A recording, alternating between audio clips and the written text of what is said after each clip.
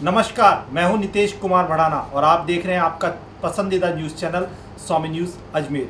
क्या रही आज दिन की खास खबर, क्या है खबरों में खास, आइए आपको दिखाते हैं। अंतर्राष्ट्रीय योग दिवस के अवसर पर एबीवीपी द्वारा शिविर लगाया गया। 7 दिवसीय शिविर में बच्चों को योग सिखाया जा रहा है।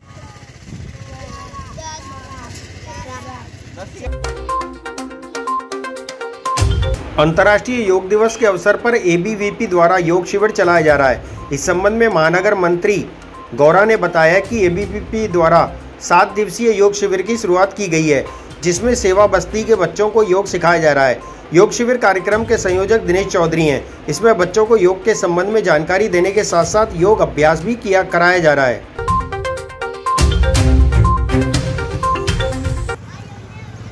अखिल भारतीय विद्यार्थी परिषद द्वारा 7 दिवसीय योग शिविर अभी निरंतर चलाया जा रहा है, जिसके अंदर आज हमारा 6वां दिन है। और यहाँ पर विद्यार्थी जो सेवा बस्ती के आसपास के विद्यार्थी है, उनको हमारे परिषद के कार्यकर्ताओं द्वारा योग सिखाया जा रहा है, जिसमें अनुलोम विलोम, सूर्य नमस्कार प्रमुख रूप से है। ये कार्य अंतर्राष्ट्रीय योग दिवस के अवसर पर ये कार्य हमारे परिषद के द्वारा एक शिविर के रूप में चलाया जा रहा है। और कल जो अंतर्राष्ट्रीय योग दिवस के दिन बच्चों के साथ मिलकर परिषद के कार्यकर्ता कल योग दिवस करेंगे इसी सेवा बस्ती के बच्चों के साथ।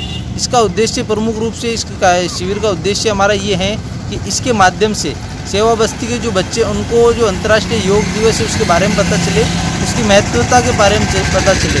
और जो बच्चों जो हमारे कार्यकर्ता जो अच्छे घरों से रहते हैं, वो भी सेवा बस्ती के साथ समझे और एक परिवार के रूप में वसुधैव कुटुंबकम की भावना के साथ काम करें।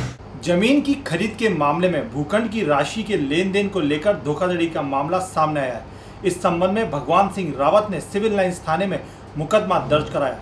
एसीजेएम 3 अजमेर के 156(3) के तहत यहाँ प्राप्त हुआ है, जिसमें मुकदमा नंबर 144/2021 अंडर सेक्शन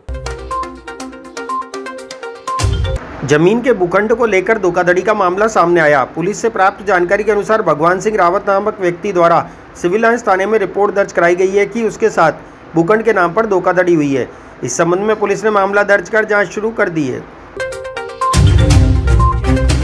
परिवादी है भगवान सिंह रावत पुत्र मदन सिंह रावत, निवासी बालूपुरा आदर्श नगर अजमेर का है, जिसको श्रीमान एसीजेएम 3 अजमेर के 156(3) के तहत यहाँ प्राप्त हुआ है, जिसमें मुकदमा number 144/2021 under section 420, 467, 468, 120 B IPC में दर्ज किया गया है।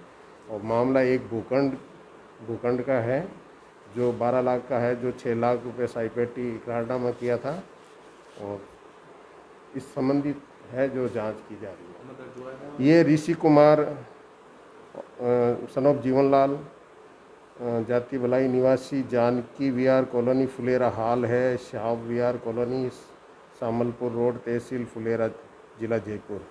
दूसरा है भंवरलाल यादव। कहाँ पर ये भूखंड वहाँ है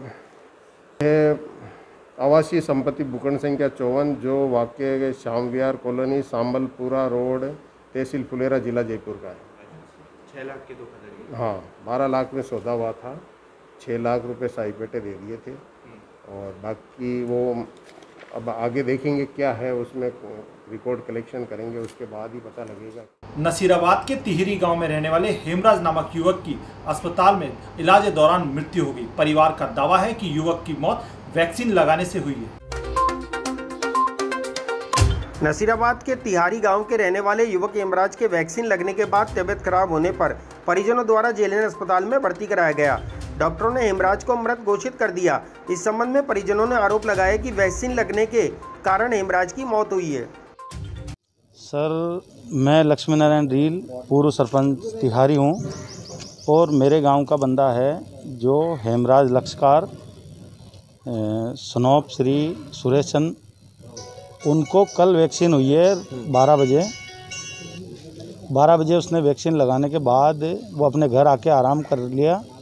उसके बाद 2 घंटे में, उसके जस्ट 2 घंटे बाद तबीयत ख़राब हुई है, सिर भारी हुआ, सिर चकराया, फिर वो उठा तो उठने बैठने में उसको परेशानी हुई। तो घर वालों ने पूछा क्या हुआ, बोले वैक्सीन लगा के आया तो मेरी तबीयत ख़राब हो रही है। तबीयत ख़राब होने के कारण से उन्होंने फिर घर में कुछ लोग जाके अपने भाई बहन परिवार वाले और वो पीएससी में बातचीत की उन्होंने कि साहब ऐसे ऐसे वैक्सीनेशन हुआ और उसकी तबीयत ख़राब हुई है। तब पीएससी वालों ने बोला है कि भाई ठीक है, जो भी है आप अपना घरेलू ट्रीटमेंट कर दो, वैक्सीन लगाए तो सिर तो भारी होगा और हल्का बुखार भी आ सकता है, ऐसा उन्होंने एडवाइस किया। एडवाइस करने के बाद वो इन्होंने घर वालों ने विक्स वगैरह लगाई है। उन्होंने अपना मतलब ट्रीटमेंट घरेलू उपचार जो करना था, मालिश वगैरह जो भी किया, उसके बाद वो करीब थोड़ी देर बाद खिचड़ी उसी खाई है उसने। उसके बाद 6 बजे करीब उसकी तबीयत ज़्यादा ख़राब हुई है। तबीयत इतनी ख़राब हो गई कि पीएससी में इन्होंने सूचना की। वहाँ से पीएससी के स्टाफ ने बताया है कि अजमेर जेएलएन हॉस्पिटल इनको ले जाओ जल्दी से और वहीं एडमिट कराना है। तो ये अजमेर हॉस्पिटल के लिए रवाना हुए करीब 7 बजे और 8 बजे करीब अजमेर पहुँचे। उस बीच रास्ते में उनकी मृत्यु शायद हो चुकी थी। तो यहाँ जेएलएन हॉस्पिटल कार्डियोलॉजी पहुँचने के बाद डॉक्टरों ने बताया कि ये मृत हो चुके हैं।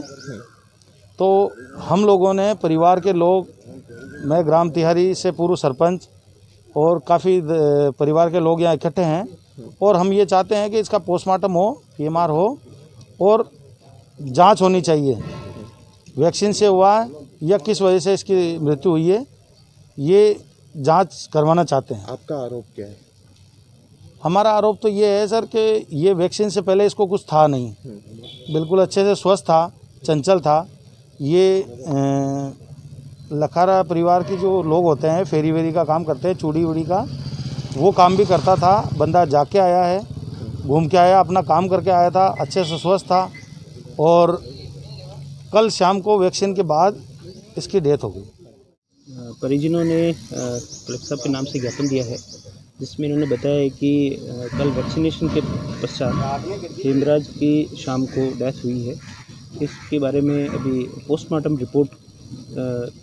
किया जा रहा है। पोस्टमार्टम रिपोर्ट के अनुसार जो भी उचित सहयोग राशि, सहायता राशि परिजनों को जो देनी होगी राज्य सरकार और केंद्र सरकार की तरफ से, उसके लिए पुलिस प्रशासन पूरा प्रयास है। चोरों द्वारा मंदिर को निशाना बनाकर हजारों रुपए के सामान पर हाथ साफ कर दिया गया। मसानिया भैरव मंदिर में चोरों ने चांदी का छत्र चुरा लिया। चोरी की ये वारदात सीसीटीवी कैमरे में कैद हो गई।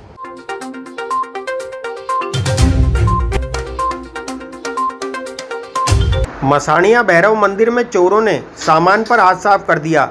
मसानिया भैरव मंदिर के मुख्य उपासक शिव प्रजापति ने जानकारी दी कि देर रात को 3 चोरों ने लोहे के सरिये से ताला तोड़कर मंदिर के ऑफिस में घुस गए और वहां से लगभग 250 ग्राम चांदी, एलसीडी, पूजन सामग्री और भैरव प्रतिमा पर चढ़ाई जाने वाली शराब की बोतलें भी चुरा ले गए। ये सर सही है। आज के करीब लगभग 6 महीने की चोरी हुई थी जिसकी हमने FIR दर्ज करवाई थी। उस टाइम भी LCD वगैरह कुछ में नकदी थी वो चुरा के ले गए थे।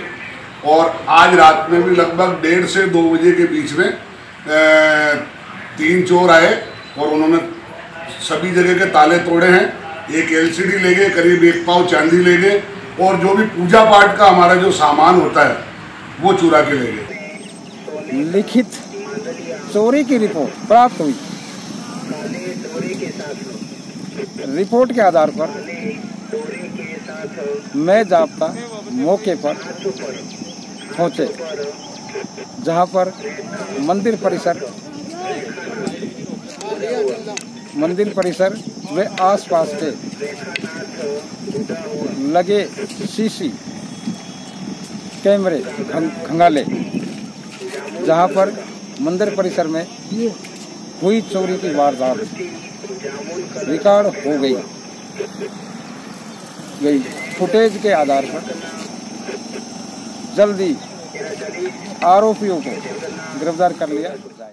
पुलिस मित्र टीम द्वारा आमजन को राहत पहुंचाने के उद्देश्य के साथ ही जीव जंतुओं की सेवा की जा रही है। इसी क्रम में 2 घायल मोरों को पशु चिकित्सालय में इलाज कराया गया।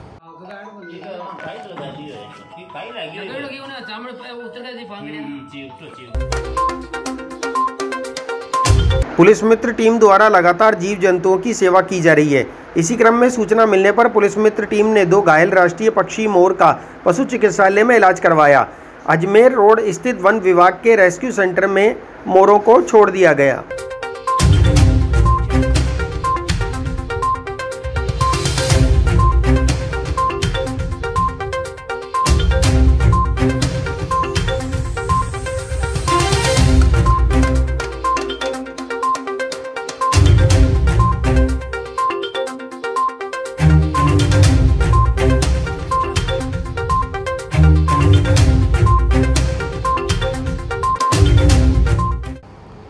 मोबाइल की दुकान पर काम करने वाले युवक द्वारा मालिक के साथ 24,000 रुपए की धोखाधड़ी का मामला सामने आया है। इस संबंध में मोबाइल डिस्ट्रीब्यूटर ने अलवर गेट थाने में मुकदमा दर्ज कराया है। धौलावटा निवासी मोबाइल डिस्ट्रीब्यूटर आशीष धनवानी के साथ लाखों रुपए की धोखाधड़ी का मामला सामने आया। इस संबंध में अलवर गेट थाना पुलिस उप निरीक्षक दातार सिंह मेड़तिया ने जानकारी देते हुए बताया कि मोबाइल डिस्ट्रीब्यूटर की दुकान पर दीपक नामक व्यक्ति काम करता था, जिसने हिसाब किताब लेन देन में 24 लाख रुपए का हेरफेर कर दिया एवं फरार हो गया। पुलिस ने इस संबंध में मुकदमा दर्ज कर जांच शुरू कर दी है। दिनांक 19/6/21 को श्री आशीष धनवानी निवासी धौलावटा अजमेर ने थाना हाजा पर एक रिपोर्ट पेश की कि मेरी रोनित इंटरप्राइजेज नाम से धौलावटा में मेरी दुकान है, जिस पर मैं वीवो कंपनी के मोबाइल है जो शहर में सप्लाई करता हूँ दुकानों पे। और इस सप्लाई के लिए मैंने एक दीपक अग्रवाल निवासी पुरानी मंडी को नौकर रख रखा था। बीच में लॉकडाउन लग गया, इसकी वजह से हिसाब किताब नहीं कर पाया था। अभी उसका हिसाब किताब चेक किया तो दीपक अग्रवाल द्वारा मेरे द्वारा जो मोबाइल सप्लाई किए गए दुकानों को, उसकी जो राशि थी 24,97,045 रुपये का उसने गबन कर लिया, जिस पर मैंने उसके मोबाइल पे संपर्क किया तो उसकी पत्नी प्रीति अग्रवाल ने बताया कि मेरा पति घर से गायब है, जिसकी मैंने कोतवाली थाना अजमेर में गुमशुदगी भी दर्ज करा रखी है, जिस पर आशीष धनवानी की रिपोर्ट पर थाना आजा पर धोखाधड़ी गबन का मुकदमा दर्ज किया गया और उसकी आरोपी की तलाश जारी है, अनुसंधान जारी है। उत्तर विधानसभा क्षेत्र में जरूरतमंदों को खाद्य सामग्री वितरण के दौरान कुछ लोगों द्वारा व्यवधान फैलाया गया, जिसके कारण सामग्री वितरण पर आगामी आदेश तक रोक लगा दी गई है।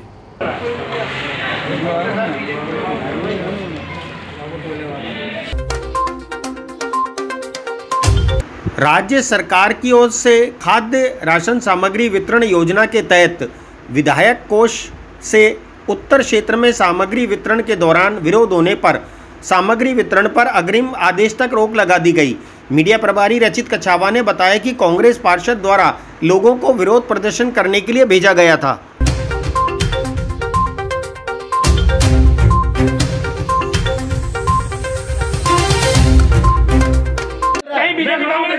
मैं बोल रहा हूँ ना, ये बोलने में सरकारी है क्या आपका? पहले आज व्यवस्था नहीं बैठे काय के लिए कांग्रेस के पार्षद था, उसकी रिकॉर्डिंग पड़ी है। मैं विरोध कर रहा हूं। उत्तर विधायक की तरफ से राशन वितरण किया जाना था ज़रूरतमंद परिवारों को। कल जिला रसद अधिकारी के द्वारा हमें आदेश प्राप्त हुआ था। उस आदेश के तहत हमें एक सूची और किट वितरण के लिए दिया गया था। आर्यपुत्री स्कूल में वितरण केंद्र बनाया गया है। वार्ड नंबर 15 का 218 किट हमें प्राप्त हो गए और 218 की लिस्ट हमारे पास में आ गई।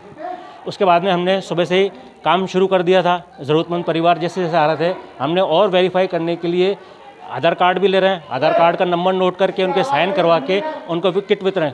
लेकिन कुछ असामाजिक तत्वों के द्वारा यहाँ आके शांति भंग की गई, राजकार्य में बाधा पहुँचाने का प्रयास किया गया, ज़रूरतमंद परिवारों को राशन से वंचित किया गया। इसलिए हमने आगे जिला रसद अधिकारी कार्यालय में बात की है, पूरी घटना से अवगत करा दिया गया और उनको हमने कह दिया भी हम कार्य बंद कर रहे हैं। उन्होंने कहा कि कार्य बंद करके आप आगामी आदेश तक के लिए कार्य बंद कर दीजिए, उसके आदेश जारी होते हैं उसके हिसाब से हम कार्य कर लेंगे। सुदेव जी देवनानी के विधायक कोष के माध्यम से खाद्य सामग्री की जो सूखी सामग्री है वो प्रशासन के द्वारा वितरित की जा रही है। उसके अंदर हम आज प्रशासन के सहयोग के लिए आए थे ताकि कोविड-19 के नियमों की पालना हो सके, सब लोग मास्क लगा के रहे, उचित डिस्टेंस की पालना की जा सके। ऐसे के अंदर कांग्रेस के यहाँ के जो क्षेत्रीय पार्षद है उन्होंने यहाँ पर कुछ लोगों को केवल विरोध प्रदर्शन करने के लिए भेजा। और ये एक वास्तविक सत्यता होती है कि किसी वार्ड में 7,000 की पब्लिक रहती है तो उसके अंदर 3,000 लोग ऐसे होते हैं जिनको खाद्य सामग्री की आवश्यकता होती है। ऐसी स्थिति के अंदर विधायक महोदय के द्वारा यदि 1500 लोगों को दी जाती है तो 500 लोग वो रह जाते हैं जिनको मिलनी चाहिए। ऐसे लोगों को अलग से भी नाम लिखे जाने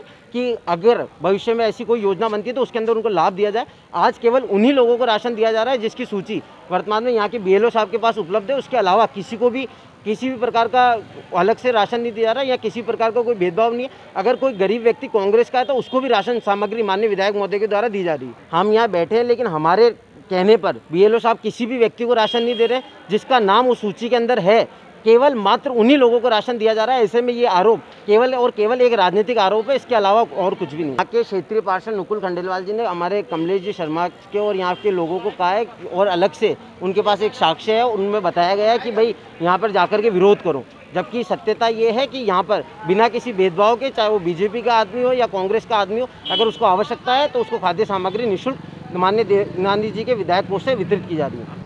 फिलहाल इस बुलेटिन में इतना ही। आपसे मुलाकात होगी अगले बुलेटिन में, तब तक के लिए मुझे दीजिए इजाज़त। नमस्कार।